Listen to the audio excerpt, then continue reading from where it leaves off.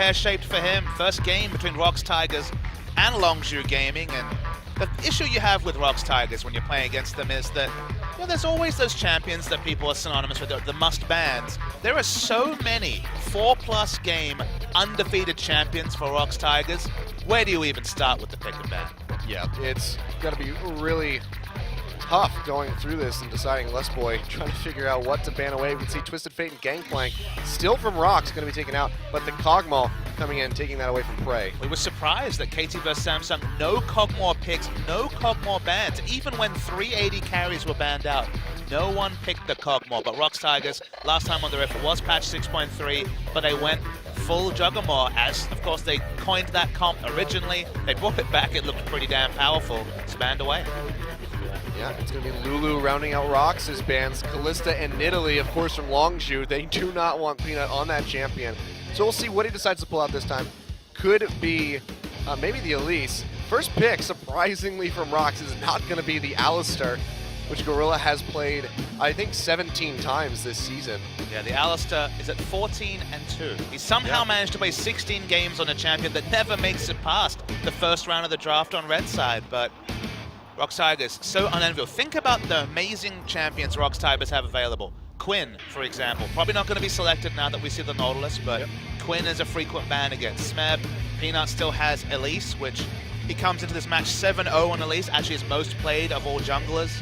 Alistar, as we mentioned, 14-2 record for Gorilla. Callista doesn't make it through picks and bans. What are Longzhu going to draft? Corki available. Corki probably going to be snapped up. More than likely. We saw a lot of priority placed on him yesterday, giving it over to Soul. Second game with it didn't do quite so hot. First game, though, it was pretty impactful by the end of it. So it'd be pretty surprising if Longzhu do not snatch that one up. And Longzhu not going to take the Alistar away from Gorilla, so he might still be able to get it, but it's going to be Kindred and Corki coming in for Longzhu in the first round. The question is, yet again, what is Kindred going to build? If any example from 2016 and the last couple of weeks, going to probably be the Devourer. This is a pretty decent matchup for Kindred. Of course, after level 6, the all-in from Elise doesn't work. It's very much a skill matchup between Kindred and Elise. Between Kindred and Elise. So that'll be interesting to see. Smeb's just going to default back to the Poppy. Another draft where ROX Tigers, they're picking a lot of CC. They're picking champions quickly. Looking very much like a pick comp on the side of ROX Tigers. Longzhu playing with some interesting choices right now with the Pantheon Hover. Been on this since the round started. Fiora, of course, a pretty decent one in the top lane to go against Smeb with that Poppy. Pantheon's only really a Sin play around the world as a counterpick to Fiora, so just shouting out other regions as far as we can tell. Going for a poke comp in their first 2 picks and now solidifying them with a split pusher and an excellent disengage support. Really excited to see where Longzhu go with their last draft. So far very balanced from the ROX Tigers. We're looking for, as far as we can tell, a mid laner and AD carry. Yeah. But Nautilus could be flexed to support. You never know. Could be in the mid lane as we saw just yesterday. Didn't work out so well, so I don't think that we are going to see that one. But now the Jhin Hover coming in as well. I really wish that we would get to see that champion. With all the tweaks, we are not many games away. It could in fact be this one, but no guarantee. A lot of tanks and a Sivir. We're back to 2015. All right, well the question is Bray going to build this Sivir differently than what we saw yesterday? Because we did not get a single Essence Reaver with that Sivir. And she suffered very heavily for it, not having that consistent damage that she needs. Big change for Sivir on 6.4 was letting her ricochet critical strike. Crit on the first auto means that every single bounce will crit. Of course, that gives her more wave clear. Not really a problem for Sivir previously, but means that QW more likely to instant clear. Static Shiv, Essence Reaver sounds like just a nightmare for the enemy team to keep up with. You can even throw in a Zerot portal. She's probably still clearing that if she gets the crit on her auto attack. Yeah. But it was Infinity Edge Rush when we saw it yesterday. Consistently, we saw a Sivir be out of mana, but Sivir, again, is being mostly picked for a utility here. She's got tanks that need to gap close on the hunt. The perfect way to do that. Yeah, absolutely. And now the question was going to be, what is Longzhu drafting here, a mid laner or an AD carry? Since we just have that Corki, looks like it's going to be the AD carry, as Ezreal does get locked in for Fury. Now you worry for Longzhu, because their first 2 picks were poke, so ROX Tigers were like, let's engage. And Sivir plus tanks means plenty of engage. Nautilus, Poppy, Elise, Lissandra can all do they're engaging. So on the side of Longzhu, they're going to try and set up for poke. Now, they do have the backup win condition of the Fiora split push, but Poppy has always been a pretty adept hand, at least holding down the Fiora. And if you ever group as you want to have Braum just throwing up that Unbreakable and triple AD carry raining down on turrets. ROX Tigers, it's not Nocturne Ashe, but there are so many people that can get into the back line and mess up the super squishy lineup. Longzhu have only a Braum for any semblance of tanking. Yeah, and there's a lot of tankiness on the side of ROX. Poppy, Elise herself gets pretty damn tanky with that Riley's Crystal Scepter, amongst other items coming in. And then, of course, Gorilla on this Nautilus is just going to be an unstoppable force. So you really have to wonder what is going to be Longzhu's game plan going into this. And in particular, is Chaser going to be able to out-pressure Peanut? It's a very high-pressure jungle matchup, Elise versus Kindred. Never bet against Peanut. This guy has been running the jungle show in multiple games, but now that Kindred's back up, it's no surprise. She's one of the few champions that you could always see is at worst 50% in a duel. I feel like if you're Chaser, you almost want to go for Warrior rather than the Sated Devourer, just because it's more consistent against Peanut, who's a very good jungle. Oh, that's right. Delay your power spikes against the quickest team in LCK. Good plan. Yeah. Probably going to be Warrior chat this game. More than likely. We'll find out when we get onto the Rift. We're going to go to a quick break. When we come back, it's Longzhu versus ROX Tigers, Game 1.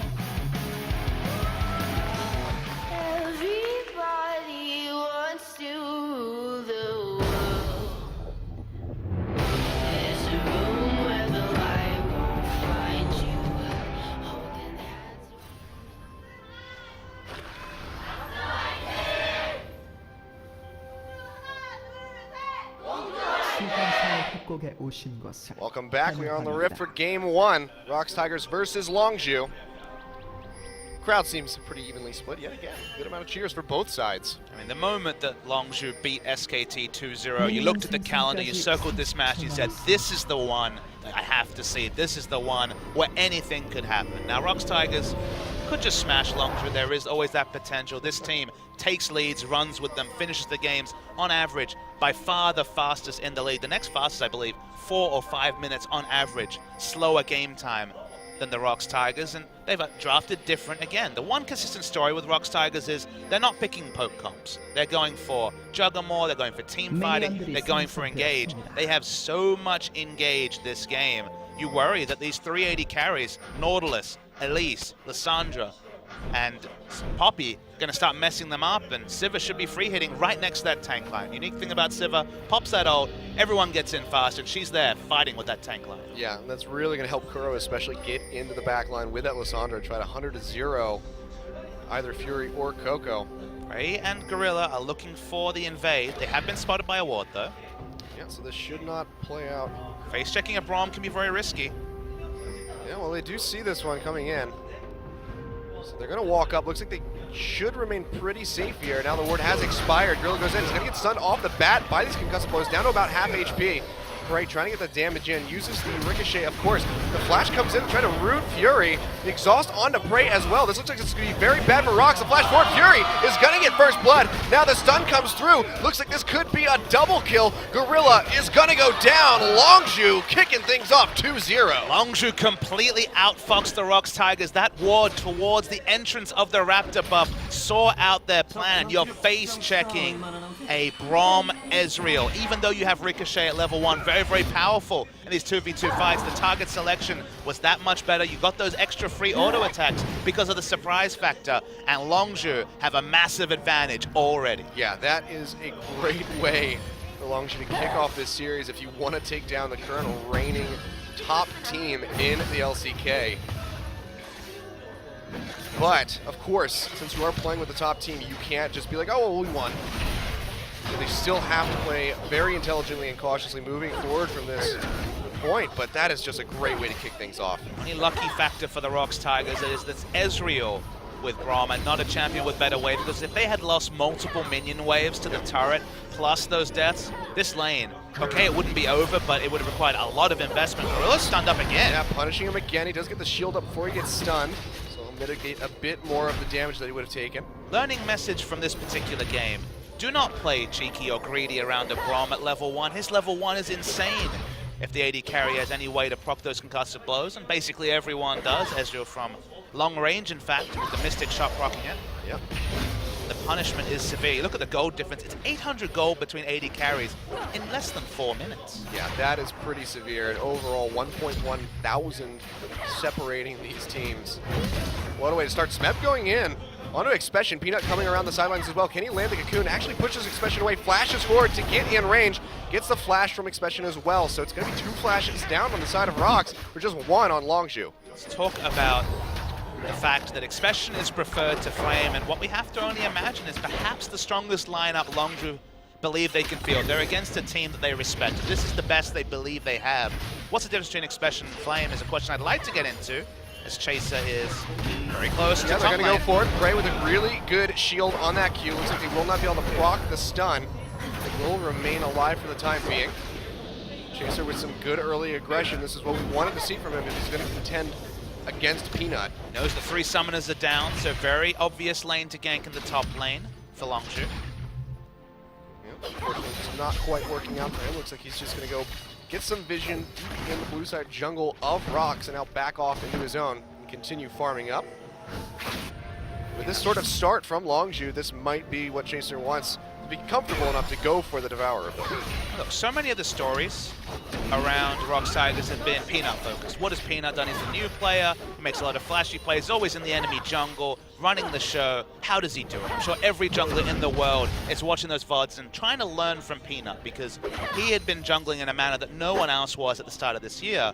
We have to remember that that sort of counter jungling was best said by Moscow 5 in Season 2. The counter jungling is all about the team, and the ROX Tigers always first to react, always have lane pressure, always have champions like Alistair to really mess people up in a skirmish. Peanut's ability to pressure was a product of his team picking winning lanes. They weren't going for poke, they weren't going for late power spikes, they were going for early power spikes.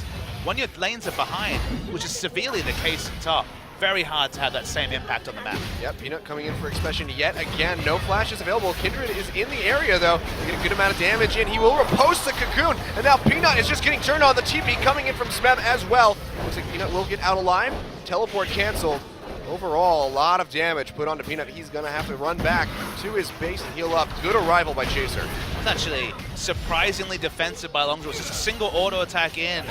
It's just Lissandra teleporting from mid. Wasn't punished, didn't take a lot of damage even though she was teleporting in the middle of the lane. So single summoner keeps Peanut alive. Really good pathing from Chaser to be there right at the right time, and Expression holding on to the riposte for so long is what allowed them the turnaround. It's a really nice play from Longzhu. Follow the teleport. Now we can see Chaser around the backside of this tower. Peanut quite low. Expression just trying to get a little bit of damage in. Don't think they want to go for this dive quite just yet. Kuro on the roam down, trying to alleviate some of this pressure. Coco is matching him. Prey taking a bit of damage. Out of mana, gonna have to try to get some shields in here. Block some of these Mystic shots to get that mana back. The thing we learned from the SKT series was that Longzhu researches their opponents better than anyone else in Champions, as far as I can see. They had a plan for SKT, they understood their weaknesses, played around them, and in both games took massive early leads. Okay, they almost lost game 1, but they just seem to always have a plan. They played around pressure. Their level 1 plan here of that ward next to the mid lane next to Raptors to counter the engages. Kuro takes almost his whole life bar in harass was great to see. This is a well-researched team. Now their drafting, I feel, their late game team fighting has let them down on multiple occasions, but their research on their opponents is at another level to their opposition. Yeah, that is showing true so far. First 7.5 minutes of this game, still 2-0. Gold lead still hovering around the 1,000 area, about 900, 800 separating these teams at the moment. But Longzhu just making good moves around the map. Chaser as well, arriving where he needs to be right on time to keep his solo laners alive.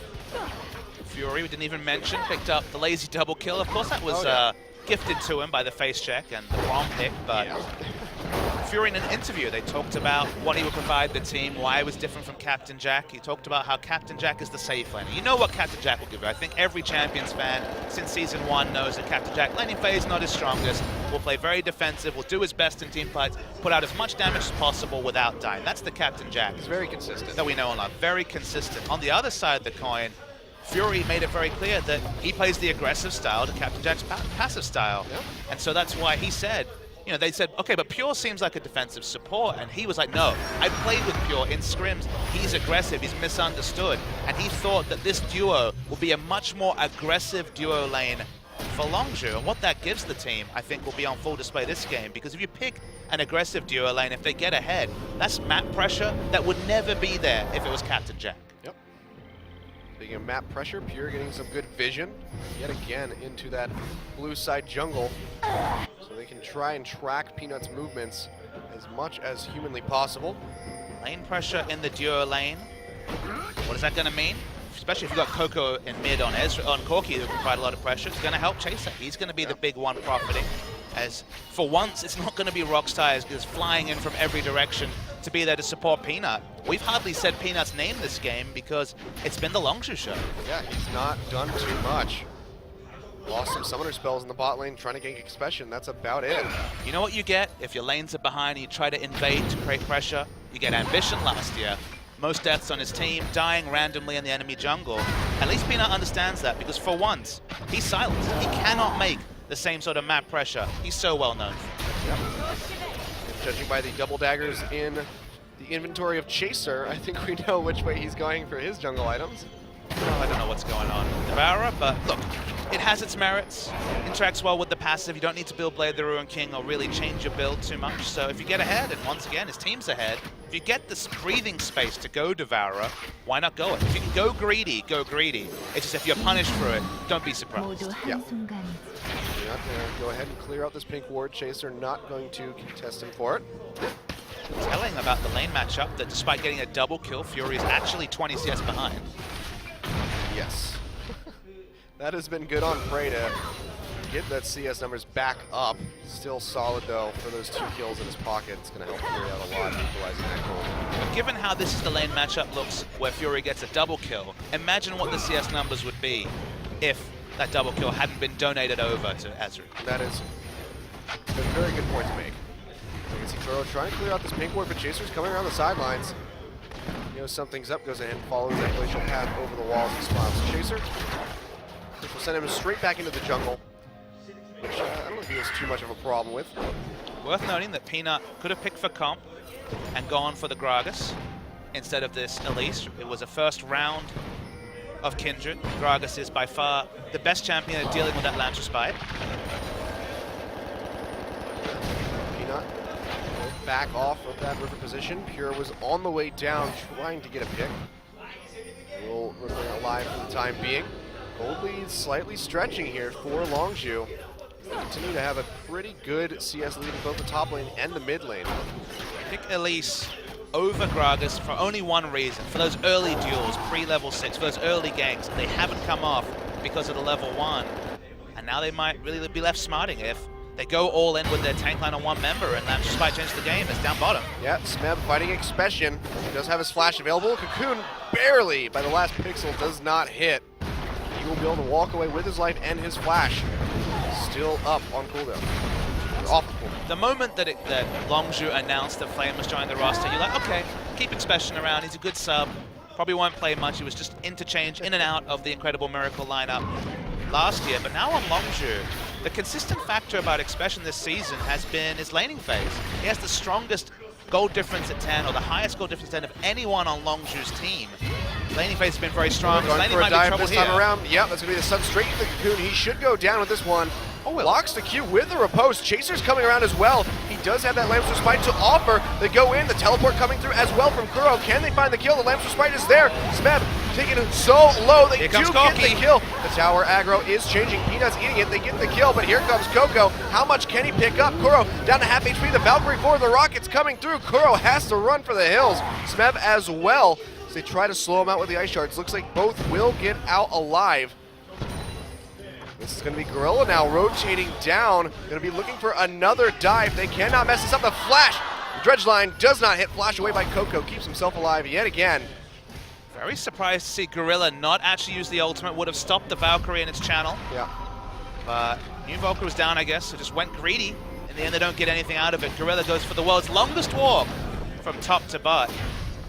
The result was a pretty even trade overall between Longzhu and ROX. Yep, so picking up 2 kills for themselves, but gold lead still very much in favor of Longzhu. No objectives really coming out quite just yet. Dragon has not even, well, he was looked at by Chaser, but he had driven off of it, but since then has not been revisited.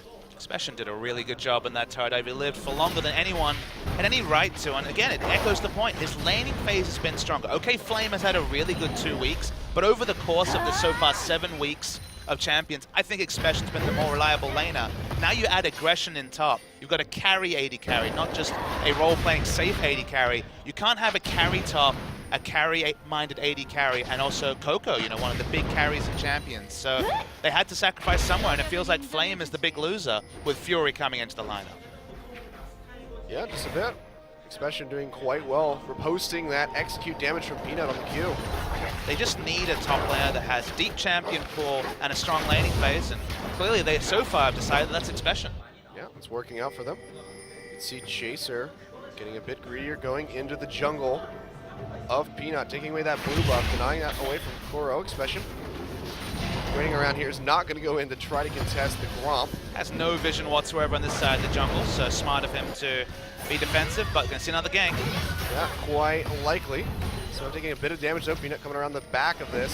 See if he can riposte again. Nope, Peanut just gonna go ahead and repel up and get out of there. Chaser is waiting in the wings, so good on him to go ahead and abandon hope of that. Meanwhile, on the top side, Pure really getting engaged on quite hard here. He will go down. Bray finds that kill. TP up into the top side to make sure they really confirm this kill onto Fury. Smeb coming in, gets the assist and the kill by throwing out the shield. Kuro though taking a lot of damage. He Valkyries forward. Can he get the kill onto Kuro? Yes, he does. Coco taking him down. Repel up in the air with almost nowhere to go. Peanut has to flash away. It's slowed by that repose. Do they want to go for the dive? Looks like they do. The Grand Challenge still there. Now expired. Expression almost gets killed, but he finds the kill himself, taking out Peanut. That is just going to be 2 kills coming in now for Longzhu. Gorilla in a bad spot, has to go over to Smeb, but Coco's waiting arms are there, gets the grab, but it doesn't even matter. Smeb gets the stun with Chaser into the wall, but they're just getting popped. Prey arrives though, the Boomerang Blade comes through, finishes off Expression. How much more can he get? He finishes off Chaser. Can he kill Coco? The burst damage is too much from the Corki, and just like that, 4 members go down on the side of ROX Tigers. An insane double skirmish into Ace from Longzhu. Yes, Koro did go down. Teleport into the top lane gets 2 kills, teleport into the mid lane gets 2 kills, but ROX Tigers decide they can re-engage, they can keep fighting. First Gorilla shows up and dies for free. ROX is biting off more than they can chew. They feel like they have the earlier power spikes. They're the team with the Sivir. They're the team with the cheaper builds. But this is just off the bat. I don't know how I forgot this one. Remember, this is teleports punishing in multiple parts of the map. That part's understandable. It's just that the ROX Tigers, with 3 members top, they can just accept their losses here. They can go, okay, 2 for 2. Maybe we'll get this exit kill on Expression is very low. But one by one, they tumble in. Sivir, trying to finish the turret in top, is nowhere near. That's the big story. So that if all 3 members of ROX had said, collapse, go and fight, this would have been a 1-team fight for ROX Tigers. They focused on the turret, then they gave up the turret. First, Gorilla dies for free, then Smeb dies for free. And okay, there are low health members, but the moment that Prey is completely out of mana, no way he can deal against blue and red buff Coco, who actually Volks for damage in that trade, and another win for Longzhu. Very well played. Gold lead does remain the same, and no objectives taken off of that fight. Slight reprieve for ROX Tigers. We're just looking out of form in this matchup so far. We can see the gold lead for that Corki is astoundingly far ahead, 5,700 to 7,500. Coco completely going off in this champion. No surprise whatsoever that they wanted to first pick this. Out of form, I think, is harsh, but lethargic a little bit by their standards. Hard to be assertive, again, when your duo lane gives up a double kill at level 1. Unfortunately, a lot of the flow-on effects echo what happened at level 1, and a lot of that has decided the flow of this game, because even though the laning phase is going well CS-wise, we see more trading. Yeah, Pure just getting engaged on, but himself quite safe. Chaser coming around this mid lane to try to finish off that tower. Not going to hit the cocoon as well. Prey does listen to the recommended items, Essence, Reaver Rush, thankfully, on the Sivir. Snap coming around, gets the stun into the wall, puts a good amount of damage onto Chaser. Can they follow up? Kuro's going to follow through this one. It gets popped up in the air. Lamps' spike comes down. Can Coco do anything to help his jungler? It doesn't look like it. And Smeb will actually find that kill. Good pickup for ROX Tigers. Really nice rotation. They're going to use the ult. That'll zone at least Coco. Yeah, Kuro not going to follow through with that glacial path. They'll get some damage in on this tower. Not going to be able to take it though, because 3 members of Longzhu are here. An expression waiting in the wings. 2 big ults used. Sivir did pop the ult for no gain whatsoever in that fight. Yep. 2-shot barrage used here as Longzhu just want to push into this tower, which is already so weak. They're going to be able to take this one down more than likely. Smeb though coming around the sidelines, just trying to stave off this push. Looks like it might stand for a little bit longer, but I don't think that ROX Tigers can defend this turret with relative ease. They've got Lissandra though, so they'll be okay. Sivir actually returns to top. Never got to kill that turret because collapsed and eventually gave up the ace against Longzhu. Gonna just push in the minion wave. Interesting to see if we see a development in this offlane matchup. That cleaver was the rush, so no lifesteal means that the poke damage from the auto attacks and the passive might actually be Smeb winning this matchup for now. Level advantage as well. Yep, finally took over in CS where he was down quite significantly at the start of the game. So. And the funny thing is that it feels like Longzhu's been winning, and in fact both the level 1 and that big fight advantage Longzhu, but the gold's all but even. Yeah, and now we have 3 members in the bot lane. Of Expression stun into the wall, into the cocoon, and that is all she wrote. Peanut finds the kill, and ROX Tigers are finally making the necessary moves to get themselves back into the game. Poetry in motion from Smeb. He stunned against the wall with the flash, then activated W. No getting out of there with your Q for Fiora. Yep. Very nice play. Gorgeous play and gorgeous CC layering by ROX. They keep pushing. Yep. Forcing the team with Corki to respond to you is always a great place to be in. Yep, Coco throwing out this rocket, starting to clear the wave a little bit, but significant damage going onto that tower. Chaser going to try to get some damage onto Smeb. I don't know if they're going to be able to chase this one out. That's going to be the flash from Pure, really questionable. Not able to find any follow-up. They invested multiple members to start the chase. That's why you saw the flash use, but not everyone's on the same page. Yeah. It might not be mid-turret down, but certainly severely weakened. Yeah, absolutely, and that's a gold lead now for ROX Tigers. Never let sleeping dogs lie. The ROX Tigers might have been down at level 1, but they quickly made it up. The lane matchup, Sivir just out-pushing Ezreal, nothing the Ezreal could do. Maybe the shot timing was a problem. We didn't track that lane close enough to see. And then press R at run at them, just a Sivir comp. All that's going to be on display as ROX Tigers are definitely team fight ready with their builds right now. I'd like to just point out that Prey, in fact, did read the 6.4 patch notes. Essence Reaver into the Static Shiv, so going to be looking for that added mana regen. Also minion waves die just when he walks near them. Yeah, essentially. If you critical strike on your Static Shiv, double damage. That's and of course Static Shiv got that buff and now does 150% damage to. Okay, the minions will just literally explode. Yeah. Smeb here on the top side will finish off that wave and the tower. So tower advantage now going over to ROX Tigers and stretching that gold lead ever so slightly. More and more in their favor. Longzhu going to have to do something to reestablish themselves in this game. Longzhu have insane damage, and ROX, as you can see, has been super aggressive in their positioning in fights. So killing Prey, you know, he is Sivir, has only the spell shield, and will be fighting with the tanks in the front line, is their goal. They've got Quadra AD damage dealers on the side of Longzhu who can assassinate Prey. But if Prey lives, I think ROX Tigers will be winning basically every team fight. So that's the big question, is that can they find some way to get on top of Prey and eliminate him? Because he is the only consistent damage dealer on the side of ROX. Yeah. Right now he's doing well on these shields, eating these Braum Qs, trying to negate any poke they're putting onto him. So they're just going to force him to this tower. That's going to be the Fisher coming down. Smeb takes a bit of damage. Just popped up in the air for Pure. It looks like he's going to be the focus for the team, just front lining. Still alive somehow. They go in. They do get him. Peanut finishes him off. Chaser, no lamps from Spike to save his life. He goes down as well. It's a double kill for Peanut coming over. Gorilla gets stunned up, but he's not even taking the tower. So ROX still in a very comfortable spot. Finds Fury, takes him out. And just like that, ROX Tigers are assuming full control of this game. What I want teams to do is look at the comps the ROX Tigers draft. How many times have we said everybody on this team is an initiate? It's not Ashe Nocturne this time, but Poppy, Elise, Lissandra, and Nautilus all have initiation CC, and Sivir just makes it that much more reliable with the On the Hunt. They always pick these very reliable comps with guaranteed CC. Get the picks because their shot calling is so good, and this was just a reality. Fiora's going to teleport in second, doesn't have any instant cast CC. The second the channel finishes from Kuro, instant ultimate, instant kill, and the objectives just fall one after the other for ROX Tigers. Yeah, and that was also just Chaser using the lamps to try to save Pure's life. And then once it was gone, they, ROX Tigers was just free to collapse on the remaining members of Longzhu, and they made very quick work of them.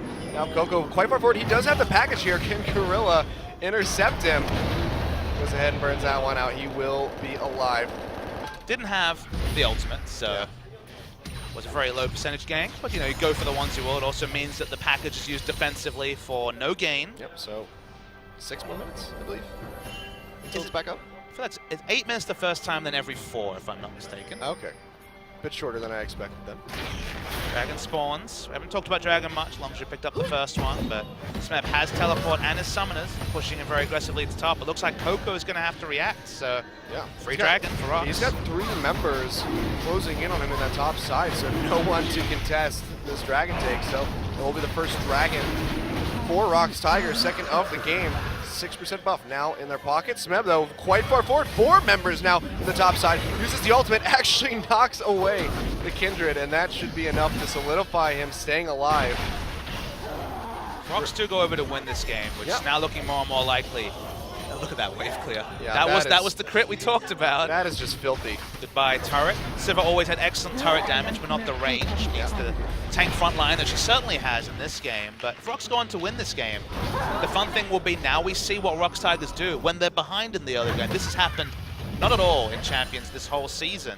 They have lost games, but a lot of those were with a semblance of advantage. I guess the game against Spenu, they just were far too aggressive and just got run over. But it's good to see them come from behind because this was always a confidence team. This is the same team that went undefeated in the first round of Champions Spring 2015 and then wilted at the pressure at IEM and then the second half of the spring season. Yep. It's good to see that even with this new member, Peanut, who's known to be a bit of a fiery person, personality-wise, they still do have the ability to come from behind, which was always a ROX Tiger trait. This team was famous purely for their late-game team fighting and shot calling. And it's good to see that they're developing that strength to their bow, or bringing it. Yeah, they have been on nothing but an upward hill since, as far as their skill goes, since Worlds. Everybody thought that they were going to be the team from Korea that just did not perform, and then they made it to the finals against SKT and took a game off of them. ROX has just been looking so strong. Like you said, despite that early game, managing and taking the steps necessary to come back in this matchup.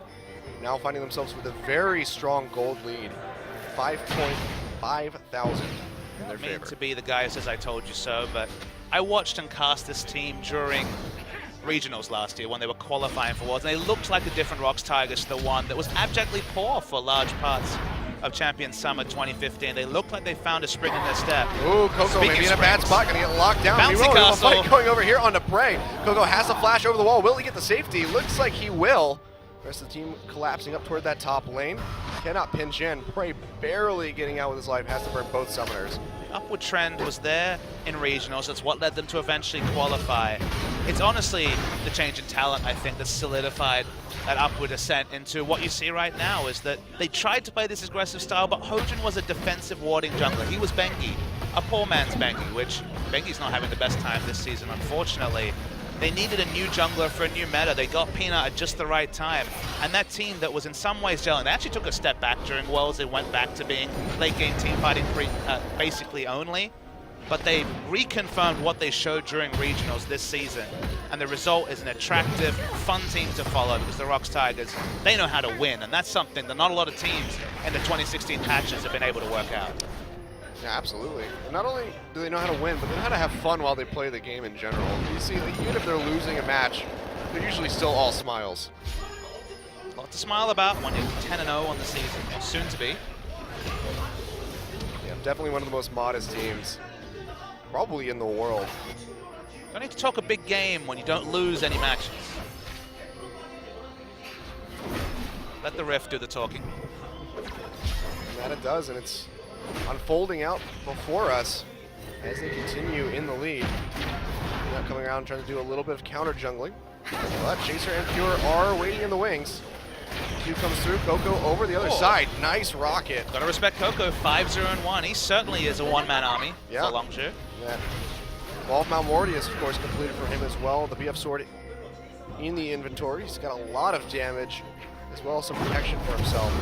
was forced to go more second, would have wanted to go to Infinity Edge, because of course those magic damage crits, so hard to itemize against Corki when they change his damage to 50% magical, 50% physical, just on his auto attacks, always was.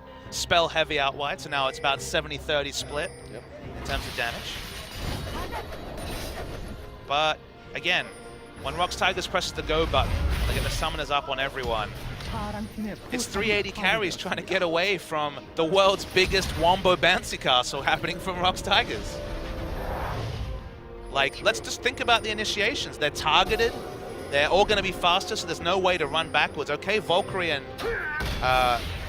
the Ezreal open up some space, but not enough to get away from the ROX Tigers' oncoming damage train, and there's just very little counterplay to what ROX has put together. Teleport coming in, this is a lane gank. Yes it is, Fury has to jump away. Here comes Smith from the sidelines, he flashes straight to the face of Gorilla, gets locked down. When they get popped up in the air, it's going to be Fury going down first. Pure has to flash out himself. Coco stunned into the wall now with the package, yet again used defensively, gets himself to safety. But just like that, ROX creates a pick for themselves, and they could go right over to this Baron. Gorilla, very, very low health, but Ezreal is dead. We'll have True Shot Barrage when he spawns, but this Baron's certainly not going to live.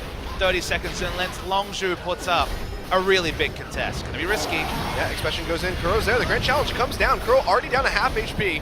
Gorilla with the dredge line's not gonna land. Smeb trying to come in for that stun on the sidelines. Actually finds Chaser, who's just kiting back quite well. Coco finding Kuro, however, takes him down quite low. The rocket so well timed, takes him out. He gets Gorilla as well. Double kill. Can he finish off Peanut? No, he cannot. With the double kill coming through, and now Smeb all on his lonesome goes back in onto Expression.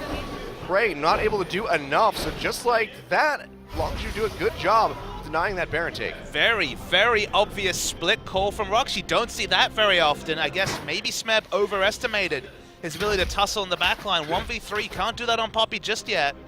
Gets punished for it, and ROX definitely lose the fight. And Longzhu surprisingly picked up a dragon. Big story here was that Kuro was in a pink watered brush, but the moment that Expression saw him, he went for the engage. At this point, this is the big story, is that Coco stays aggressive. They didn't expect the Corki to fight in the front lines, but quick double kill is just what they didn't bank on. They thought they were just going to push all 5 members into the Raptor camp and fight as 5. Coco assassinated in the backline, and now 7-1 Corki. He's got that Infinity Edge. He is still very formidable, and any fight needs to account for a free-farmed, fed Corki. Yeah, he is definitely the one to watch on Longzhu. Fury doing what he can, throwing out some damage from the backside, but still just getting jumped on by Smeb. Well, target selection doesn't have a QSS. They have a lot of CC. Okay, Moore makes him somewhat tanking. We'll have this flash up in a couple of seconds, but ROX Tigers, they need to be watching out for this Corki. If he dies, so do Longzhu's hopes in a fight. Yeah, just like that Gorilla getting knocked down quite a bit, below half HP. It's going to be Kuro on the Lissandra, splitting in the bot side of the map. Does not want to fight Expression, however. Expression doesn't have much magic resist. It's usually a matchup that Lissandra gets outscaled in, but for now, pretty even between the two, but they're realistically just going to be trading farm. He might be all the win. The reason why he's there is that Kuro has teleport and Expression doesn't. Yeah. So, just playing around their win conditions. Opening up the Baron, potentially to be taken if they do see minion waves in the right spot. Yeah, it's good. Pressure on both sides of the map. Top and bot are both pushing against Longzhu. If you teleport in your groups, which we've seen far too often in Champions, then you're making a mistake, especially with the good wave play that Sandra has. It's a difference when you see Gangplank in this situation. You might say, okay, if Gangplank has teleport, he teleports in, doesn't provide very much, he needs to be there for the start of the fight. This is Lissandra. Yeah. Instantly does a whole hell of a lot when she channels her teleport, so definitely should be looking for the teleport engage. Still is in the base though. Yeah, and Smeb is sitting up near this top lane looking for a pitch. They know that he's here, however, they're being in the brush. They have some semblance of an idea. Goes forward onto Chaser. Not going to be able to find too much. Kuro's still in base. I'm still just waiting. I want these home guards, but he sees that wave building up in the bot lane. Looks like he's going to zip down there and clear that out. So Longzhu just going to play the patience game and make sure that they have these waves still just constantly crashing against Longzhu's base. Mortal Reminder actually completed by Fury. We saw a lot of Mortal Reminder yesterday. That is, of course, the Grievous Wounds version of the Last Whisper upgrades. I guess chiefly going to be used against Lissandra. It does decrease her self-heal during her ult if she goes for initiation. At this point in the game, when QSS are being completed, expecting Lissandra to almost purely be on self-ult duty. We'll see how that works out for Fury as opposed to using the Lord Dominic's regards. It is a very high health lineup from ROX, so would have got a lot of value out of Lord Dominic's regards, but again, looking for the utility of the Mortal Reminder instead. Yep, we can see they try to push up this mid lane, and Fury just repeatedly using that ultimate over and over again. He's not going to get spotted out by that Wolf Spirit, so not going to be able to pinch on the side of Expression. Don't see Peanut under level compared to his opponent very much, now even, but has a slight experience disadvantage to Chaser. This is just going to be the slow, patient game coming up from both teams, neither one wanting to misstep in any way. Look at that wave. Start to disappear. Which way? Oh, Prey's not hitting it, so yeah, that's why it's living a little bit. Now takes it out. You can see he's got the Vamp Scepter with the BF Sword. ROX Tigers have been surprisingly controlled the last 3-4 minutes. They've let Expression get his teleport timer up. We're back at 10 flashes up on the Rift, and basically every combat summoner available as well, so Titanic fight definitely developing.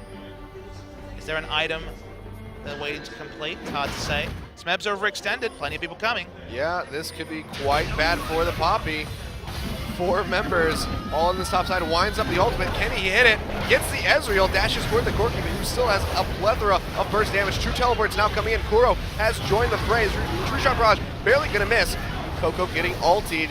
The Dredge Line's not going to land. Peanut coming around from the side. Can he get a Cocoon? Looks like they're just going to go ahead and take out this pink ward. Remember, Poppy's backing has teleport. Didn't have to use flash either, so re-engage potential there for ROX. That was the better target selection. Coco got chunked out, but they couldn't take him down. They're going to start Baron. Yeah, they're going to start this Baron. They know that Coco can't be there quickly. But he has a package, so he actually can get there with relative ease. Smeb as well, just holding off, waiting for the teleport. Corki zipping his way back in. Smeb now teleporting up behind Longzhu, at least above them. But they're just going to rotate down toward the mid side of the map, and Smeb just straight back on to split push duties. Actually a pretty poor teleport by Smeb standards. Usually finds a great spot. The Longzhu weren't committing, and ROX also were non-committal. Yeah, I think they heard the siren from the... oh, yeah, that was so close. Smeb on a flank. He's actually going to get focused down, but he is Poppy. So yeah, he's running into 5 members of Longzhu. Has to be very cautious, especially when Coco's in the mix.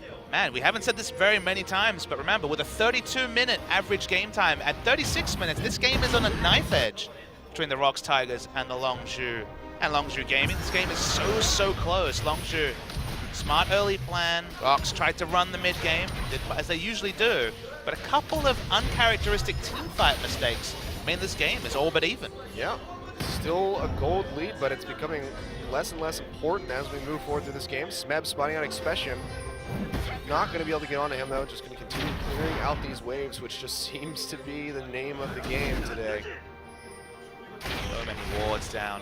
You want to match every ward that ROX Tigers puts down with a red ward just because you need to see where the teleports come in. Of course, for the next 4 minutes, not so relevant. They try and Baron again. Yeah, they're going for this one. No blue trinkets available. Smeb is on the outside of the pit. They don't have a way to spot this. Gets a bit of damage onto Fury. Let's see if they can go in for the steal. Coco just off the sidelines. It's going to be Baron going over for Peanut. Smeb taking a lot of damage, so has to flash out. Fury as well, and Pure getting burned out. Pure on the retreat, has to flash away, but he goes down. Chaser as well will fall. No Lamb's Respite yet again to save his life, and 4 members from Longzhu go down. Expression, the only one making it out relatively untouched. And I think just like that, ROX Tigers have won the game for themselves. ROX Tigers understand there were no blue trinkets available. Ezreal ult was down as well. They knew there were no ways to check Baron. And then they just go decisively. One mind, one call. Something that eluded them earlier in the game. This time you see the benefits of having so much confidence under your wings. And it's going to win the game from that one fight. Yep. No way. On Pure, there's no way that they'd be able to defend this one. Expression is not even bothering. Just going to chill over there by the fountain. Towers down, Nexus falls. ROX Tigers taking game 1. Don't you dare call that a throw from Longzhu. They just were in a position where they couldn't get a ward in. Smeb played the goalkeeper, and they rushed down a Baron that they spent so much time prepping for. ROX, once again, the veteran shot calling, the smart play takes it out, but Longzhu came so close to causing what would have been a Titanic upset. Yeah, that was so well played by Longzhu for the longest time.